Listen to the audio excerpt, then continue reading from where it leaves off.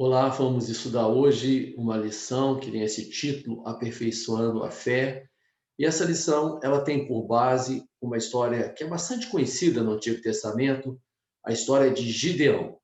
Os versículos indicados para leitura na revista são esses que estão aqui no slide. Primeiro, a narrativa do chamamento de Gideão e depois a seleção dos guerreiros. Mas vale a pena ler todo o capítulo 6, 7 e 8, que trazem de forma mais completa essa história, é uma história muito bonita, muito significativa, né? Quem que era Gideão?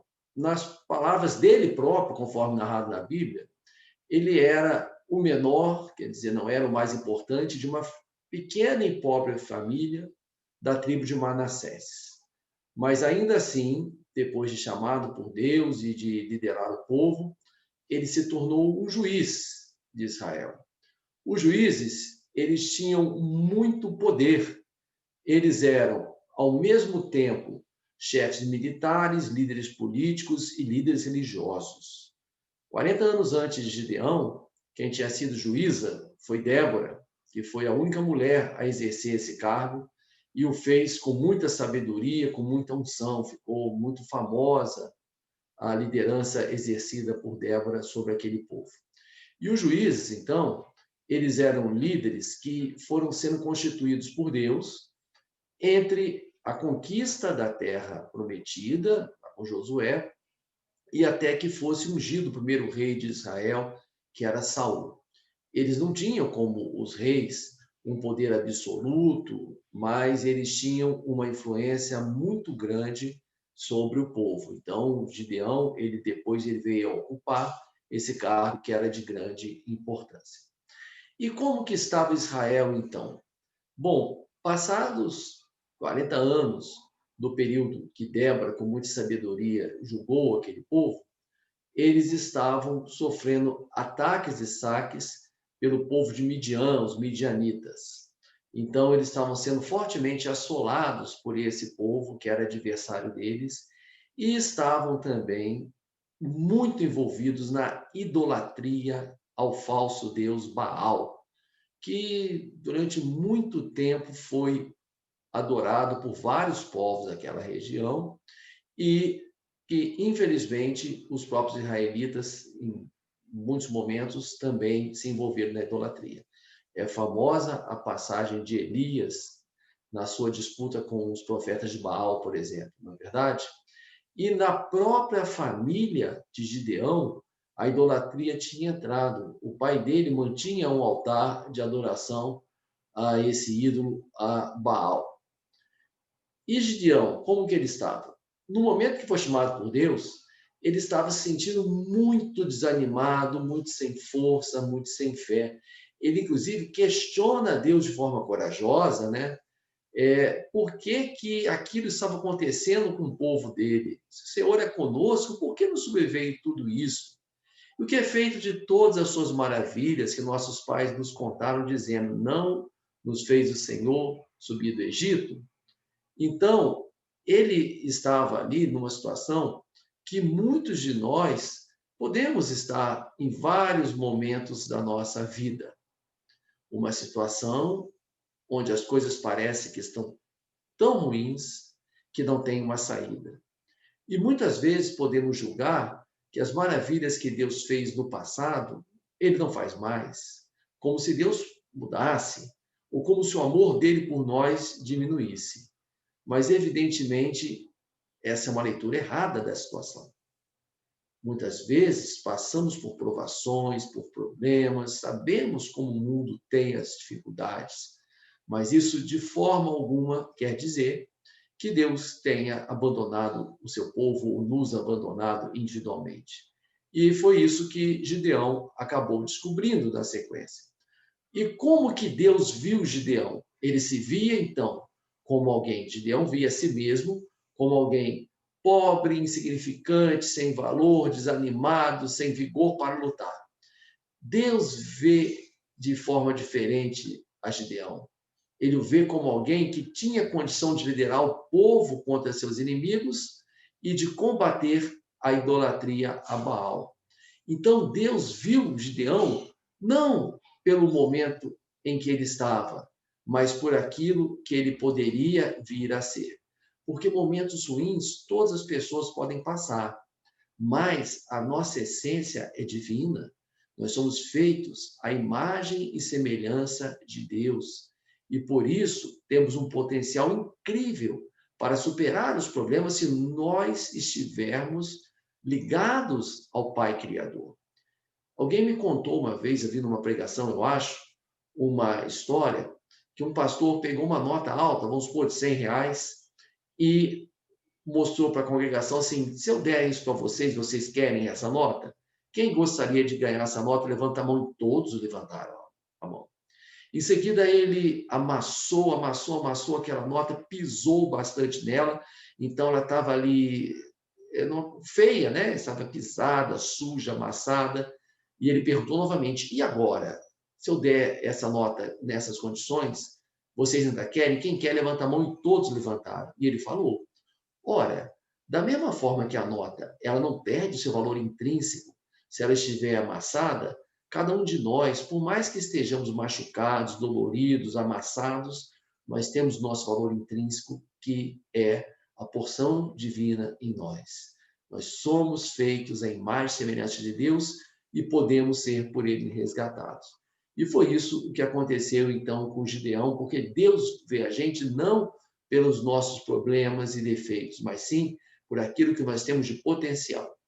E muito interessante a passagem em que Gideão pede sinais a Deus. E essa passagem é bastante conhecida, que ele, mesmo depois de Deus já ter dado a ele um sinal muito forte, com um anjo aparecendo e queimando a oferta dele com fogo do céu, ele queria ter certeza se Deus realmente estava vocacionando e enviando a ele. E aí ele pediu um sinal que foi o seguinte: ele colocou um pedaço de lã do lado de fora da casa dele durante a noite e pediu que apenas aquele pedaço de lã estivesse molhado no dia seguinte e estivesse seco em volta dele, ou seja, não tivesse uma noite com muito sereno, né? E o que aconteceu foi exatamente isso. O pedaço de lã estava encharcado.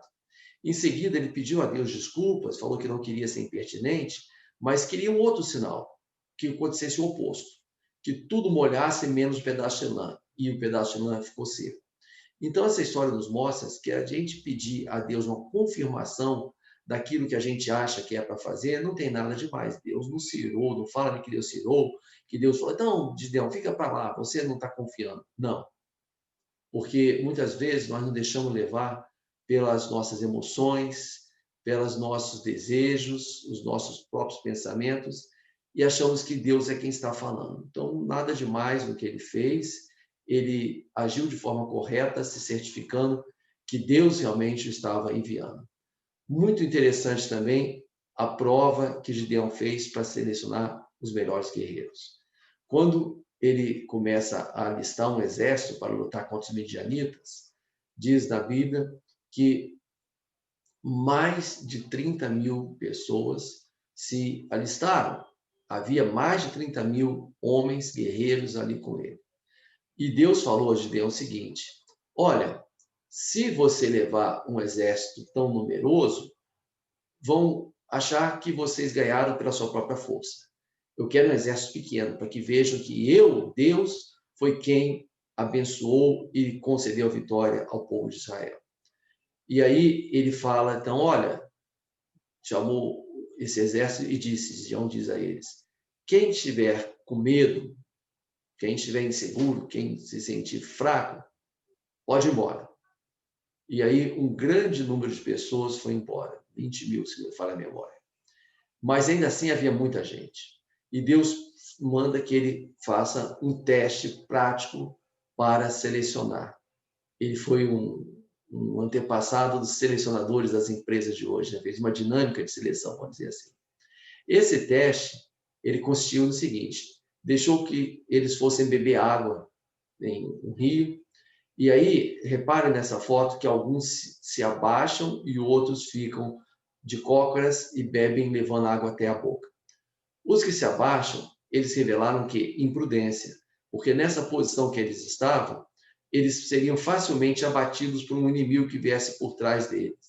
E esses que, como esse aqui mais à direita, leva a água até a boca, eles estão demonstrando que pessoas mais atentas, mais prudentes, que não deixam de zelar pela sua própria segurança. Esse foi o critério. E foram 300 pessoas, então, que beberam água dessa forma. Esses 300 foram os guerreiros que ele levou consigo. E o que a história de Gideão nos ensina? Primeiro, conversar com Deus. Ô, gente, algum de nós tem medo de conversar com um amigo? Tem medo de conversar com um parente? Tem medo de conversar com o nosso pai terreno? Por que com Deus alguns parecem que têm medo? Que conversa mantendo uma distância muito grande? Abre o coração, temos que abrir o coração. Falar de forma franca aquilo que nos inquieta. Esse é o primeiro passo para a restauração. A partir daí, caminhar com fé, porque teremos dificuldades? Teremos, mas essas dificuldades elas vão promover o fortalecimento, o crescimento da nossa fé e a gente vai vivenciar melhor o agir de Deus. E esse desenvolvimento da fé é um processo gradual. Conforme nós vamos caminhando com Deus, conforme nós vamos respondendo aos seus desafios, a nossa fé vai sendo aperfeiçoada. Isso eu vi muito na minha própria caminhada de fé. A partir do momento que eu passei a me envolver no trabalho da igreja e assumi, então, funções e procurei desenvolver ministérios dentro da igreja, foi que eu tive realmente um encontro forte, pessoal com Deus. Nós precisamos disso, caminhar. O caminho se faz ao caminhar, como já dizia Paulo Freire. Então, temos que buscar realmente um amadurecimento da nossa fé. Nenhum de nós é tão pequeno que não possa ser um vaso valoroso nas mãos de Deus para fazer a sua obra. Não temos mais midianitas nos atacando e nem mais a idolatria a Baal, mas temos sido atacados de muitas outras formas. Como nós sabemos, nós temos sido atacados de muitas formas diferentes e há muitos falsos deuses aí. E eu não estou dizendo apenas os deuses de religiões pagãs, mas há o Deus do dinheiro, do poder, do status, da luxúria. São muitos os deuses que se apresentam. Que nós tenhamos, então, a cada dia, a disposição para abrir o coração diante de Deus e Ele vai mudar o nosso ânimo, se nós estivermos dispostos a isso. Que Deus nos abençoe, então, e nos fortaleça sempre. Amém.